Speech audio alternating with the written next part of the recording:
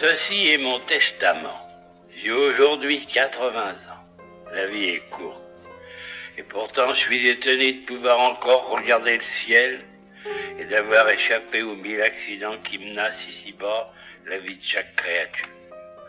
Je suis surpris d'avoir pu résister jusqu'à présent à la barbarie scientifique de l'espèce humaine civilisée et de ne pas être depuis longtemps à 6 pieds sous terre. La vie se présente palpable aux doigts, elle apparaît aux yeux, elle s'offre aux sens.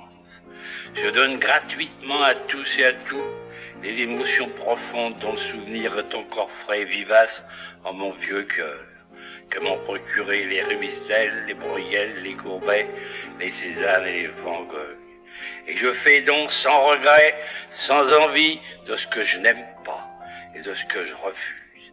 Le lait pasteurisé, les produits pharmaceutiques, les vitamines, les ersatz, les rébus décoratifs de l'art abstrait.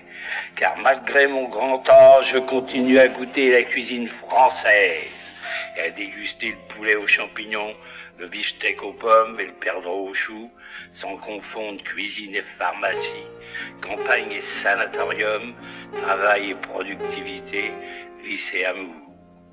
Je plains ceux qui n'ont pas connu la misère et je plains aussi ceux qui n'ont pu s'en sortir par leurs propres moyens. La misère laisse une empreinte profonde. Les larmes des chagrins d'amour ne s'oublient pas. Elles gardent une saveur amère dont la bouche se souvient. Quand on a de bonnes dents et qu'on a faim, le pain dur a très bon goût. Celui qui possède une belle voix chantera malgré sa misère. Ce n'est pas l'argent lui-même qui tue l'artiste ou l'auteur. La facilité qu'il apporte, les désirs nouveaux qu'il fait naître sont autant d'éléments morbides de microbes virulents qui modifient l'aspect de la vie, dénaturent le sentiment intérieur, atrophient la fraîche et véridique fleur des débuts. Le destin d'une œuvre est celui de la graine qui pousse, germe, grandit, fleurit. Le peintre n'étant pas un inventeur, la peinture doit pas être une invention. L'expression vraiment personnelle, originale est rare. Le plus souvent, l'homme, l'artiste, ne dispose que de moyens déjà employés, revus, rajeunis, usés, que de difficultés pour faire jaillir du plus profond de soi-même le visage intérieur que l'on devine. Que de difficultés pour éluder, choisir, discerner les véritables sentiments parmi tous ceux qui, pêle-mêle, se précipitent sous le pinceau ou sous la plume. Je lègue aux jeunes peintres toutes les fleurs des champs, les bords des ruisseaux et les nuages blancs et noirs qui passent au-dessus des plaines, les rivières, les bois, les grands arbres, les coteaux, la route, les petits villages que l'hiver couvre de neige, toutes les prairies avec leurs magnifiques floraisons et aussi les oiseaux et les papillons. C'est bien là, ces inestimables biens que chaque saison voit renaître, fleurir, palpiter. C'est bien là qui sont la lumière et l'ombre, la couleur du ciel et de l'eau.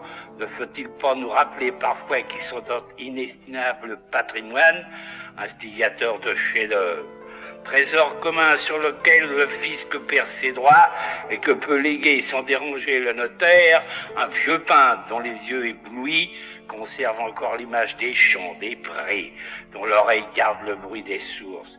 Et tout cela, en aurons-nous assez joui? L'aurez-vous assez admiré?